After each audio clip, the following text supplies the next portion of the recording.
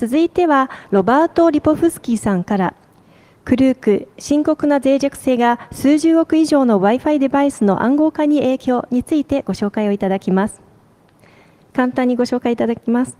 ロバートさんは ESET の上級マルウェアの研究者、13年の経験を持ち、APT、犯罪ウェア、脆弱性の研究を得意とされます。業務ではインテリジェンスとマルウェア分析を担当され、マルウェア研究チームをリードされているようです。今回のテーマについて動画をいただいております。どうぞご覧ください。Hi. Do we have any iPhone or MacBook users listening? What about Samsung Galaxy, Amazon Echo, or Raspberry Pi users?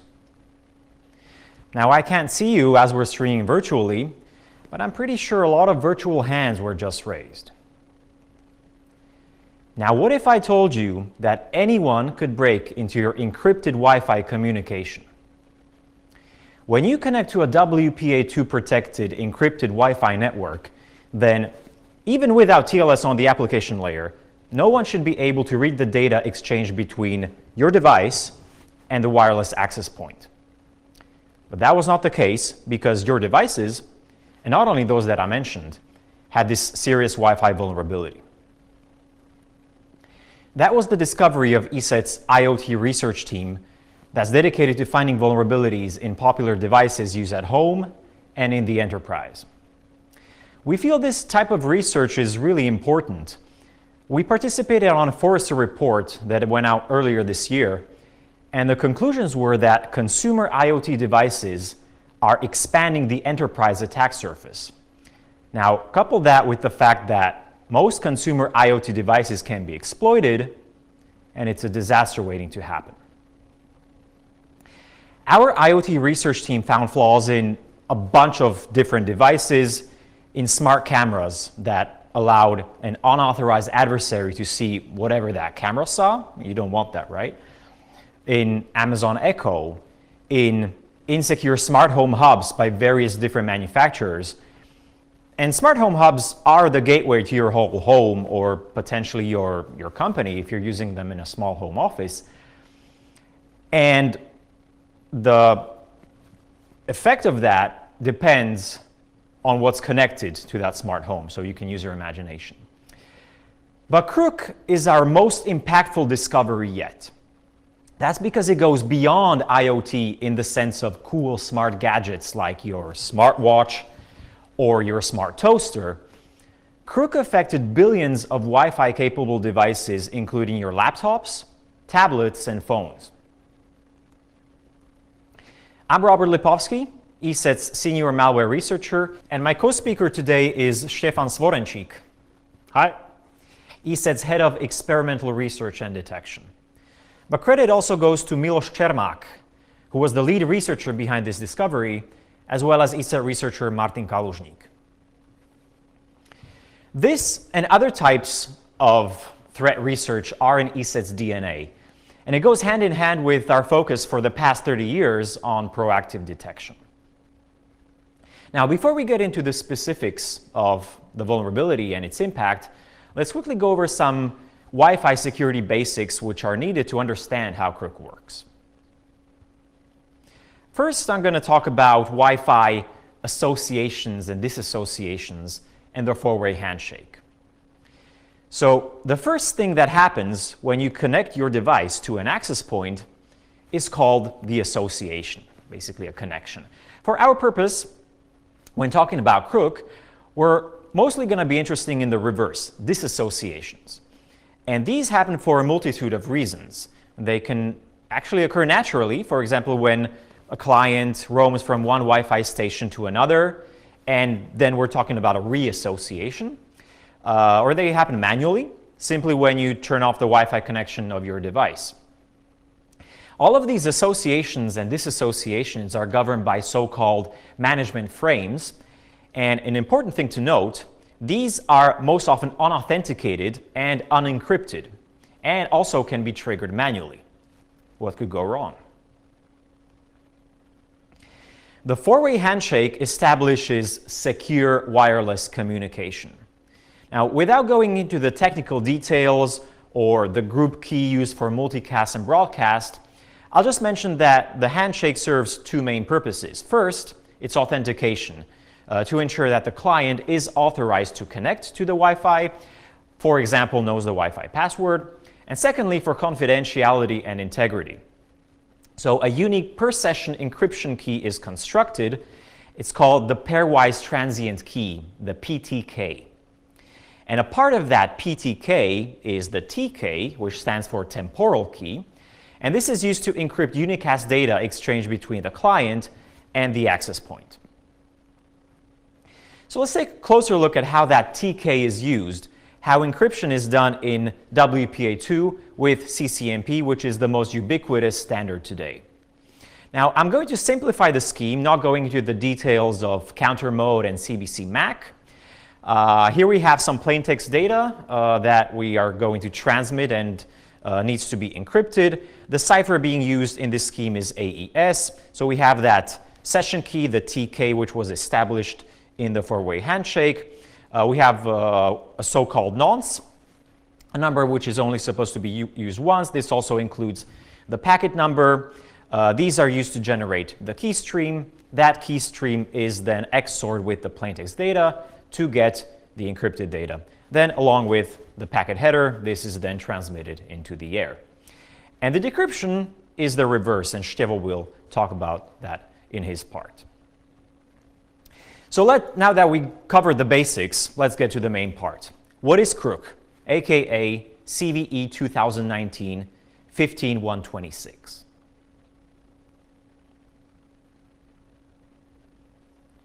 This is a typical Wi-Fi connection between a device and an access point secured by the WPA2 protocol. The communication is encrypted using that TK, the pairwise session key, that was established in the handshake. So even if someone else captures those wireless network packets flying through the air, they wouldn't be able to decrypt them and read the content, right? Well, the CROOK vulnerability breaks that. Here's an example of how an attacker could exploit the bug. They could transmit a crafted disassociation frame addressed to the victim device accepts it and disassociates, and data transmission stops. Up to this point, everything happened as it should have. But after that disassociation, one last fragment of data is transmitted, only this time, as you can see, it's encrypted with an all-zero transient key. And the attacker can intercept it and easily decrypt the content. So how was all that possible? Well, to answer that, let's rewind and take a closer look under the hood of that vulnerable device. Spoiler alert, this is the culprit behind CROOK, a full MAC Wi-Fi chip. By the way, this particular one is from an Amazon Kindle, and it's only 1/8 of an inch wide, so taking this photograph took a bit of an effort. Stevo, tell us more about these chips.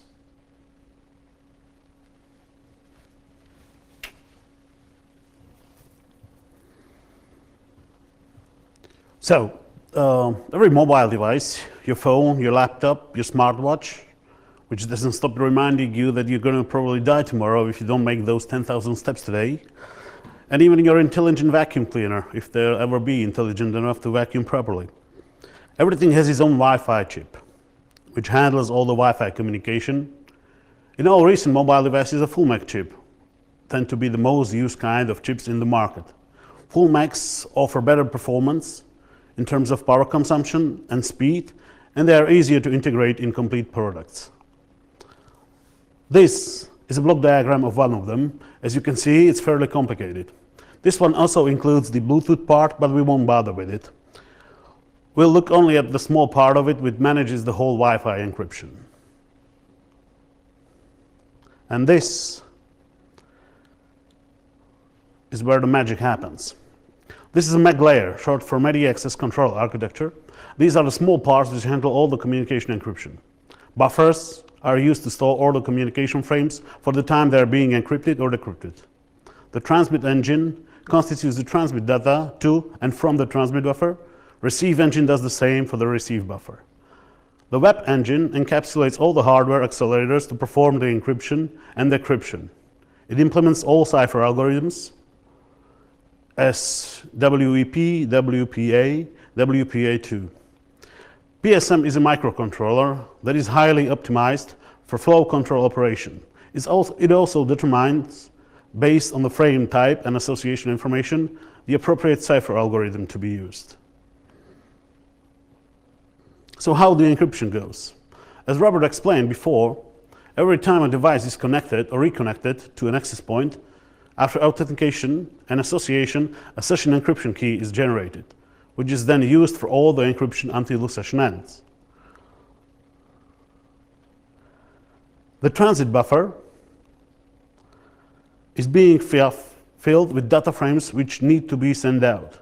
Web engine encrypts the data per frame with the generated encryption key, and the transit engine sends them away.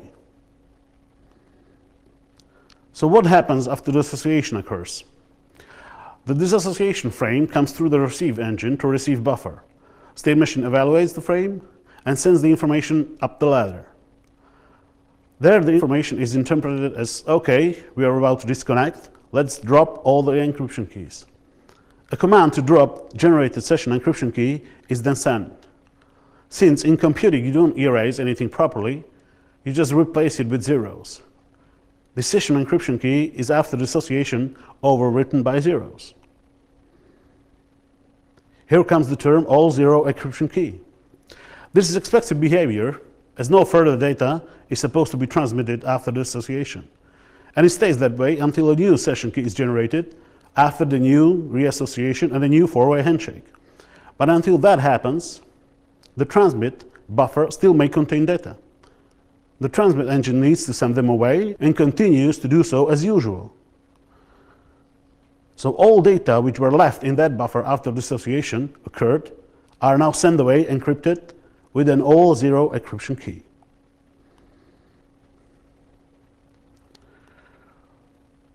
So when you could grab these frames, you can easily decrypt them into plain text data. You know the encryption algorithm, you know the encryption key, you get the nonce from the header, and you can easily decrypt them then. The question is, how do you identify these particular frames in the air? The answer is simple, you don't. You just try to decrypt everything you see with an all zero key, and those frames which after decryption match a binary pattern of the plaintext data frames, which is something like AA03, those are the ones which were formerly encrypted with an all zero key. One can ask, how much data can you decrypt after one disassociation? Well, the transit buffer has a memory space of 32 kilobytes. For comparison, 1 kilobyte is a couple of hundred words of plain text. So 32 kilobytes will be about 10 to 20,000 words, which is quite a few pages of a book. But you must understand that the buffer isn't always full when the disassociation happens. It really depends on the timing. So what can an attacker do with this vulnerability? Well, there are two ways an adversary can eavesdrop on these frames, a passive one and an active one. Let's begin with the passive one. As was already mentioned, the disassociation occurs naturally, moving around, changing access points, low signal strength, or just due to signal interference. Most of the time you won't even notice because of the quick subsequent reassociation. So let's do the math. Since this issue concerns many Wi-Fi chips, somewhere where there are many of these mobile devices in one place, like a workspace for example, there should be a lot of them vulnerable. Combining with the fact that natural dissociation occurs quite often, there should be all zero encrypted frames just flying around. And yes, they are. So let's grab them. So what do you think?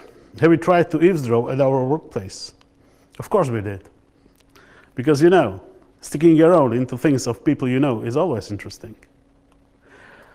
And what did we saw? First we saw all vulnerable devices and access points to which they are connecting. But then, after decryption, we saw what kind of data are actually exposed. DNS requests, TCP, HTTP requests, website that people load, you name it.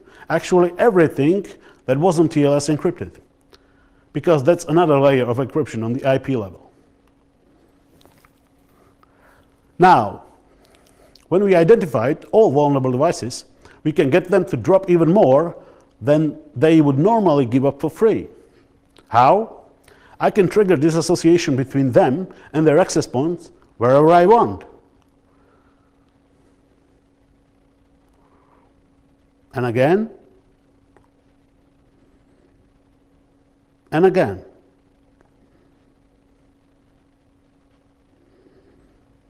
And just like Captain America, I can do this all day. And this is the most dangerous thing about this vulnerability, because now you can gather this partial information. Let me get one thing straight. The nature of the data frames, which are eventually only a zero key encrypted and can be eventually decrypted to plaintext, is quite random. It really depends on the timing of the dissociation. But if you can invoke it over and over again, the vulnerability will manifest itself over and over again. And now you're in the information gathering business, just waiting until something interesting pops out. And it always does.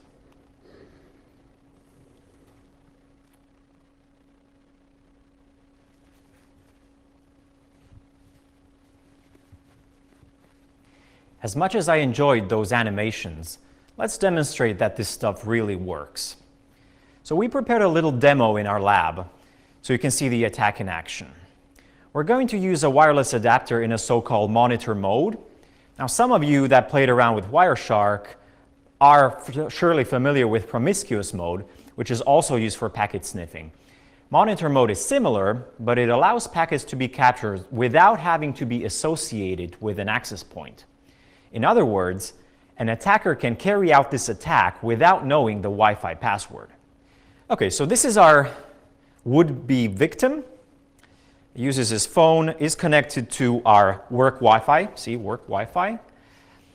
And they're going to check on their smart home. So connect to the smart home command interface, enters his credentials, clicks on login, and if those credentials were correct, which they were, in a moment he's connected and can check up on his smart home, see how his nuclear power plant is doing, turn it on, off, whatever. Now let's switch over to the perspective of the attacker. So the attacker has prepared his script for invoking K00k.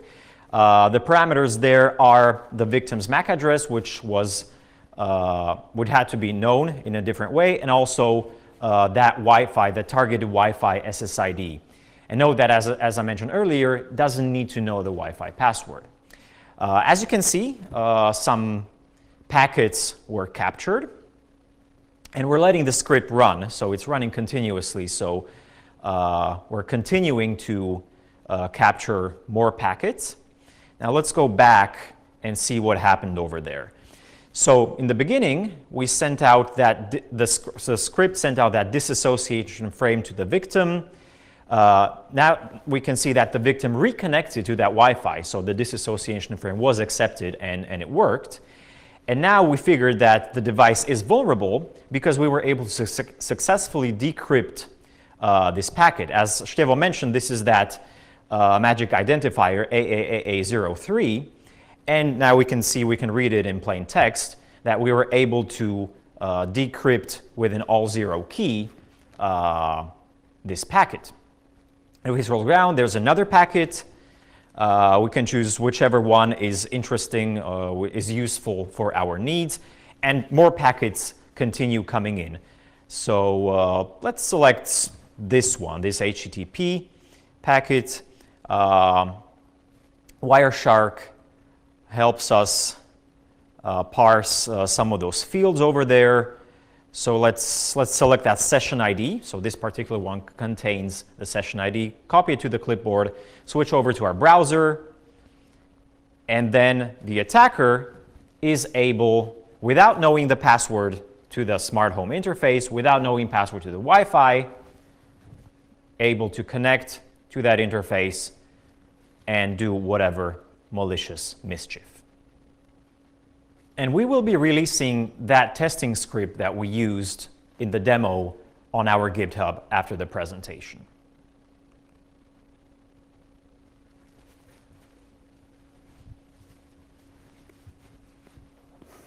But that's not all.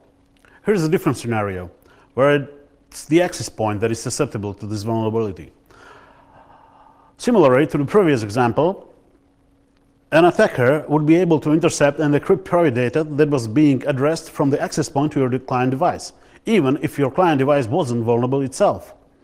He can still get information about your connection directly from the access point. The difference is only that he will get to see only responses now, DNS and HTTP responses, for example, or a document being sent to a Wi-Fi printer.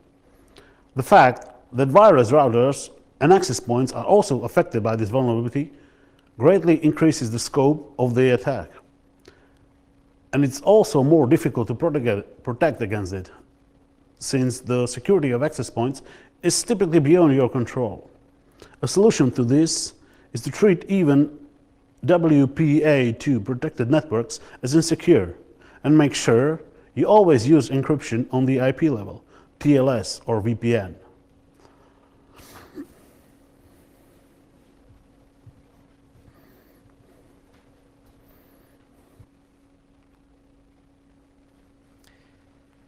Crook-affected devices with Cypress and Broadcom Wi-Fi chips, and these chips are really prevalent. These are just the examples of devices we confirmed to have been vulnerable in our lab, but we know there were many more. And the total number of affected devices was well over 1 billion. When we were doing our initial Crook testing last year, we did not see the vulnerability manifest itself on devices with Wi-Fi chips from other manufacturers like Qualcomm, Realtek, Raylink, or MediaTek. But we later found out that some of those companies had other similar issues, and Stefan will tell you more about that in a minute. So what happened after that discovery? Well, we worked with the affected manufacturers through a responsible disclosure process. And considering the complexity of the bug and the two-step patching process involving chip manufacturers and then OEMs or device manufacturers, we agreed on a longer than usual grace period of 120 days. As far as we know, most major vendors have released patches. Now, not only would it be difficult for us to communicate with every individual device manufacturer that could possibly be using these chips in their devices, it would also be impossible. I mean, there is no public comprehensive list. Clients of Broadcom and Cypress, that's proprietary information of Broadcom and Cypress, and they didn't tell us. So what we did, in order to ensure that all possibly affected parties became aware of the bug, was we worked with iCASI, an organization that helps coordinate such complicated disclosures. And we strongly encourage other researchers in similar situations to do so. They were very helpful. I mentioned that our initial scripts for testing Crook didn't reveal the vulnerability on other chipsets than Broadcom or Cypress. That was true, but we did find something nevertheless. And Stefan will tell you more. Stevo?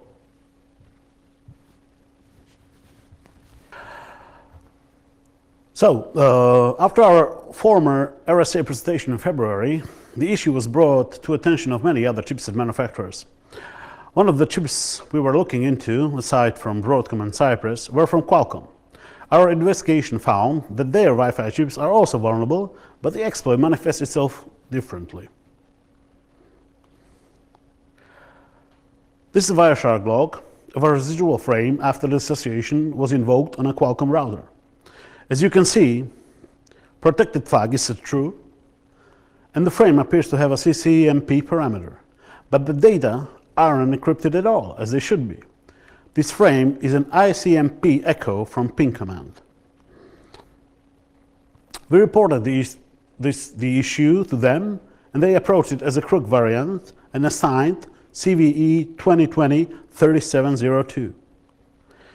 The affected chip was QCA9531, which is a highly integrated and feature-rich system-on-chip for advanced Wi-Fi platforms.